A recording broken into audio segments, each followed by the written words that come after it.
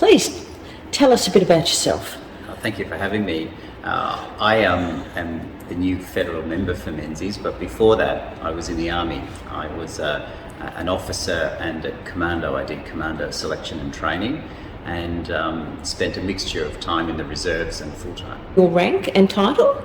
I do. Keith Wolahan, and I was a captain.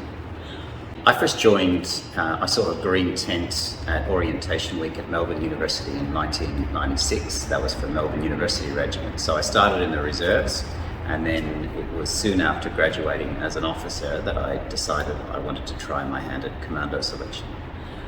Commando selection. Tell us a bit about what that meant. I didn't know at the start, so the thing that drove me to it was curiosity and a sense of service. So I thought I'd test myself and see if I could, and there's only one way to find out, and that's to throw yourself in the deep end.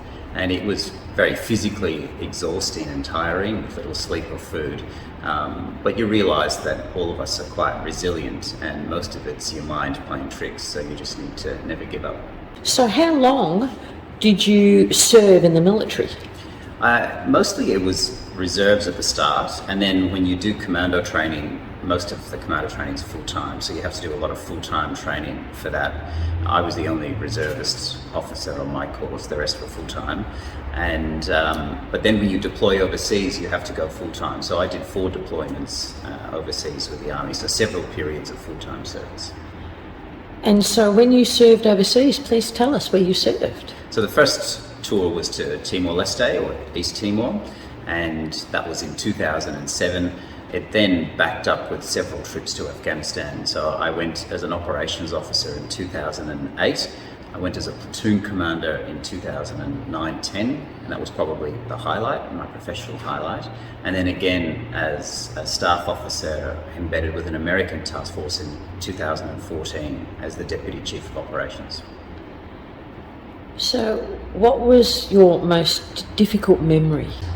The most rewarding and challenging was being a platoon commander, because you're not just responsible for yourself, you're responsible for all of the souls under your command. And I would always think about them and their families, and then if I made a wrong decision, they would pay the price. So that responsibility was a privilege, but also a burden. And I'll never forget in times of high stress and danger, when you look into their eyes and tell them to do something as an order, they wouldn't hesitate and they wouldn't flinch, and that gave me enormous hope about young people and their capacity to serve and put the country first. I need to ask you, when you returned to what I would call civilian life, please tell me a bit of a story about when you returned and your adjustment. I think I'm quite lucky, because having gone initially from reserves then to full-time, bouncing in and out of the civilian world felt normal to me. And I know we had an interim report from the Royal Commission yesterday that's a key challenge for people who don't bounce in and out of those worlds, but it felt normal to me. And probably the quickest change I ever saw was after being a platoon commander on my second tour. I arrived in Tullamarine on a Friday, having been in combat in Kandahar 2 days earlier, and started my barrister training on the Monday. So I had to quickly move from one world to another, and it was tiring, but again, our bodies and minds are quite resilient, and that quickly became normal too.